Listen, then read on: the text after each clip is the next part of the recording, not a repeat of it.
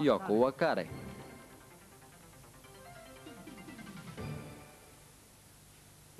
При Йоко Лакаре се пристъпва напред с двата крака до тези на противника и той се прехвърля над тялото ви. В момента, в който краката на противника са прибрани един до друг, паднете и го прехвърлете над тялото си. Тук противниковото Огоши се обръща в Йоко Лакаре.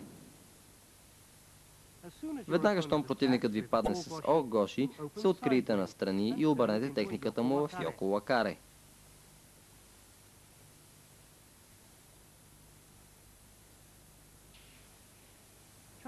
Преобразяване на противниковото Дееши Харай. Щом противникът ви нападне с Дееши Харай, пристъпете близо до него и като падате го хвърлете настрани с Йоко Лакаре. Йоко Лакаре също може да се изпълни като Мацутеми Лаза на пода.